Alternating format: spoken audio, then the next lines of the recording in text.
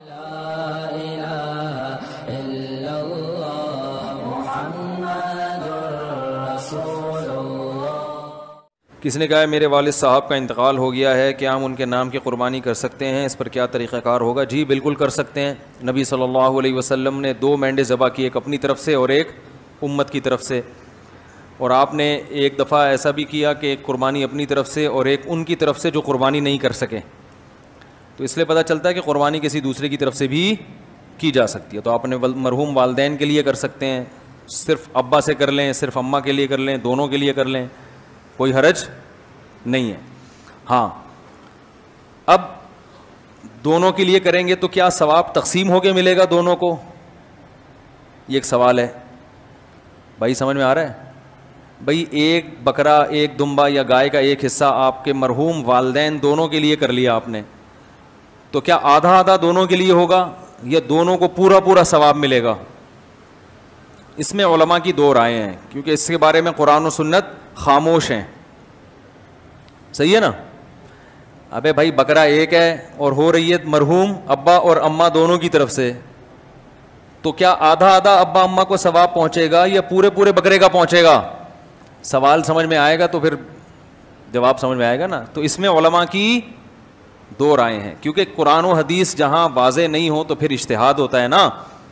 تو بعض جی نہیں، مرحوم میں زیادہ کے لیے بھی ہو سکتا ہے، زندہ میں تو ایک کے لیے ہی ہوگا، جو مرحومین ہیں ان میں پوری امت کے لیے جب نبی نے کر لیا تو صحیح ہے نا، تو آپ بھی پوری امت کے لیے بھی کر سکتے ہیں۔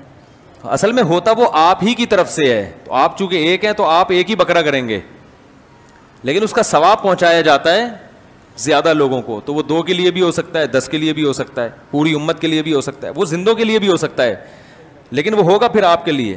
لیکن جب آپ قربانی 2 کی طرف 2 زندوں کے لیے کر رہے ہوتے ہیں، پھر وہ دونوں کے لیے الگ الگ ہو رہی ہوتی ہے، اس میں ایک میں 2 آدمی شریک نہیں ہو سکتے۔ لیکن صرف ثواب پہنچانے کی حد تک جہاں تک بات ہے، تو ثواب پہنچانے میں تو 10 کو پہنچا دیں آپ۔ تو اب علماء کہتے ہیں کہ بعض علماء کہتے ہیں ڈیوائیڈ ہو کے پہنچتا ہے، صحیح ہے نا، اور بعض کہتے ہیں نہیں پورا ثواب اس کو بھی ملے گا، پورا ثواب اس کو بھی ملے گا۔ دونوں قول ہیں علماء کے، تو اس لیے افضل تو یہی ہے کہ ابا کے لیے الگ کر لیں، اماں کے لیے الگ کر لیں، افضل یہی ہے۔ اور اگر نہیں کر سکتے دونوں کے لیے کر لیں، ایک ہی کر لیں دونوں کے لیے، اللہ پہنچانا چاہے گا تو دونوں کو پورے پورے۔ مسعود صاحب لائیو سوال لیں گے جی۔ صاحب نے پوچھا ہے کہ قربانی کے جانور کو ذبح کرنے کے بعد اکثر قصائی کھڑی چھری مارتے ہیں جس سے جانور حرام ہو جاتا ہے، یا کبھی کبھی دل پر بھی چھری مار دیتے ہیں۔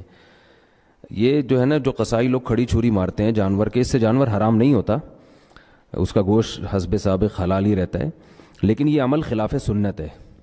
کسی بھی فقہ کی کتاب میں اس کا کوئی تذکرہ نہیں ملتا کہ 4 رگیں کٹنے کے بعد بھی کچھ کیا جائے گا۔ جب جانور کی 4 رگیں کٹ گئیں تو جانور کو اب تڑپنے دیں۔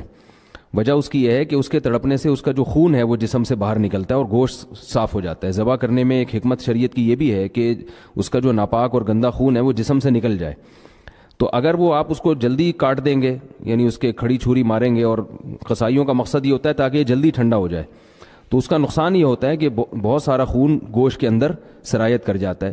اس میں خون میں بیماریاں بھی ہو سکتی ہیں، اور کیا نام ہے، اس میں گوشت کی لذت میں بھی کمی پیدا ہوتی ہے، اور سب سے بڑھ کر یہ کہ شریعت نے یہ طریقہ ذبح کا بتایا نہیں ہے۔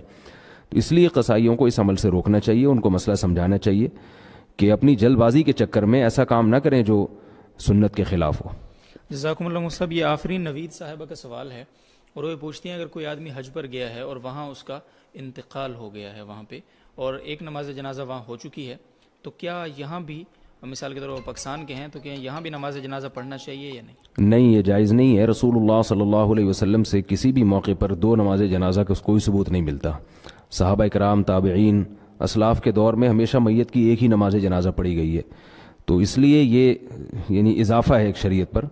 البتہ یہ فقہاء نے مسئلہ بیان کیا کہ ولی کی اجازت کے بغیر اگر نماز جنازہ پڑھا دیا گیا ہو تو ایک الگ بات ہے، لیکن ایسا ہوتا نہیں ہے۔ ظاہر ہے حرم کی نماز کو کون ولی کہے گا کہ وہاں نماز نہ پڑھائی جائے، تو سب کی اجازت سے ہی ہوتی ہے، اس لیے دوبارہ اس کی نماز جنازہ نہیں پڑھائی جائے گی بلکہ اس کو دفن کر دیا جائے گا۔